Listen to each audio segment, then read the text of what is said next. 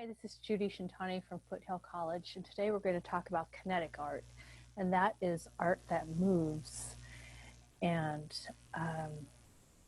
some of it moves by natural forces, and some of it moves by electricity or computer aided. So let's talk about that, and we'll go to the PowerPoint. Okay, so first we're going to talk about David Roy, and he studied physics and engineering and chemistry to further understanding of how things worked. He got a degree in physics from Boston University in 1974, and because of this, his intuitive understanding of motion and mechanics combined with his artistic influences of his wife, Margie, led him to create these beautiful kinetic sculptures. His wood skills are self-taught.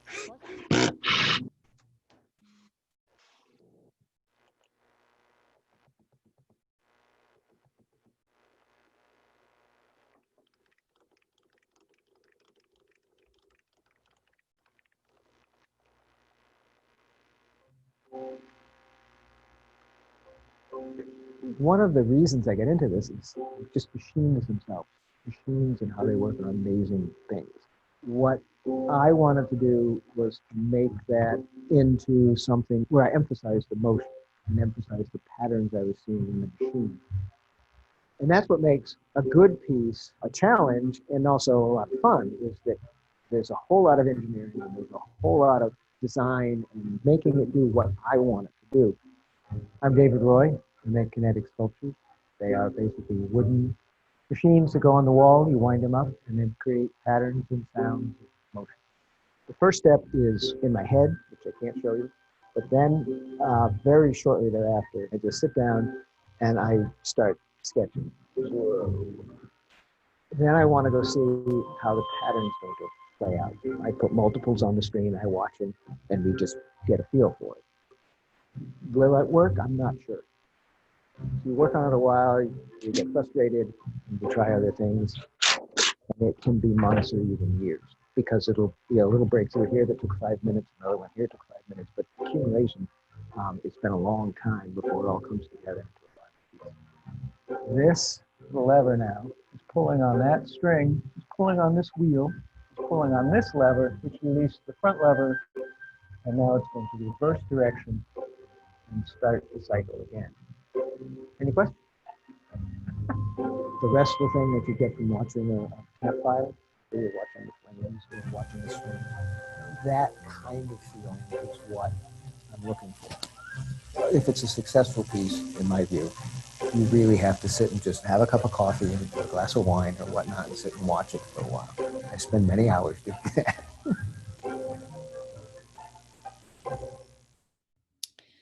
So now we're going to talk about another kinetic artist named Theo Jansen, and he makes these amazing strand beast dream machines, and they are enormous kinetic sculptures called strand beasts, as I mentioned, which means beach animals in Dutch.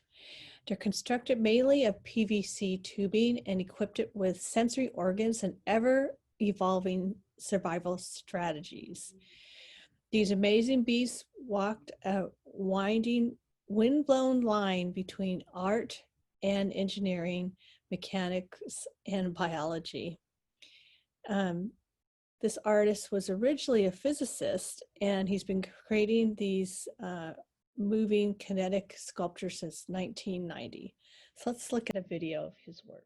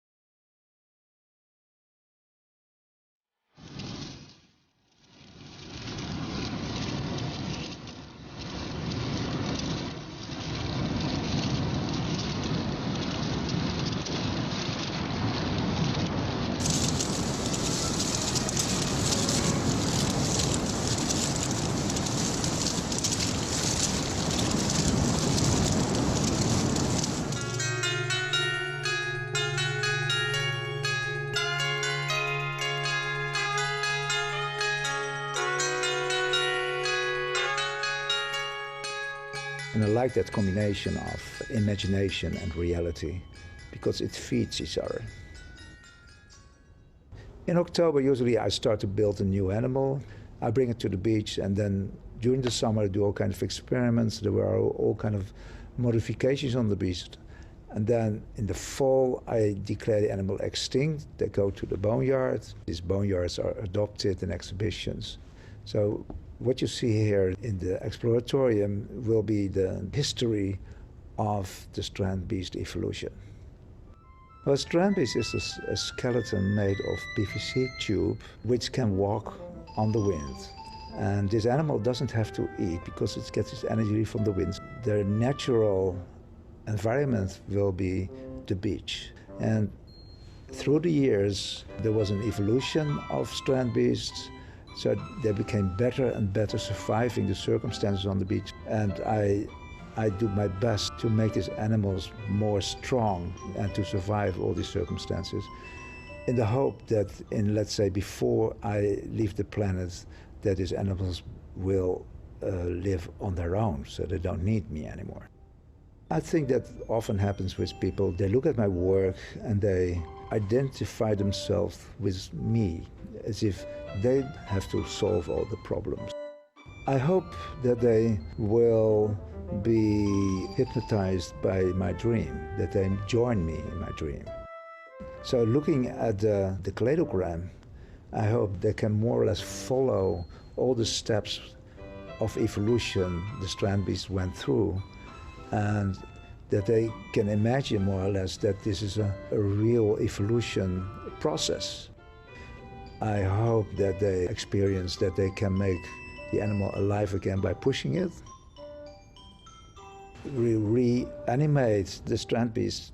We pump up the wind stomach with the compressor, so it comes alive again. So the extinct animal is reanimated. Normally a museum has a threshold where people don't climb over easy because art is always a little bit precious. Well, you don't see that threshold here in the exploratorium. Kids run in and they're so eager to try everything. And that's one of the very good things with my work, that you can really touch it and you can move it yourself. Many times people ask me, are you an artist? Are you a scientist? And I really don't know. I'm just a human being, and in all human beings there is an artist and a scientist. And that fits good in this museum because it was founded by a mixture of those two as well.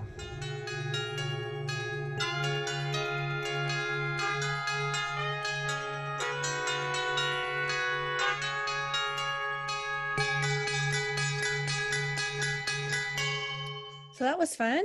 And now we're going to talk about yet another kinetic artist named Anthony Howe. And he was born in Salt Lake City, Utah. He went to Taft School in Watertown, Connecticut, Cornell University, and Skowhegan School of Sculpture and Painting.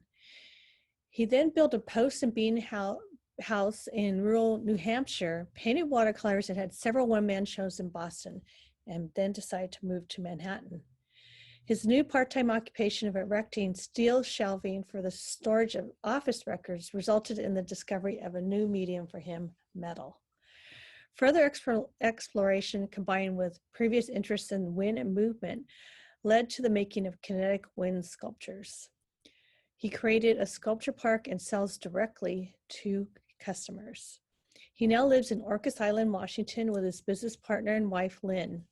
He's sold works to hundreds of private collectors in the Middle East and in California and many other places in between.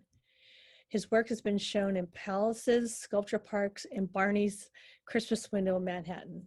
He designed the cauldrons for the Brazil Rio Olympics and one for the opening.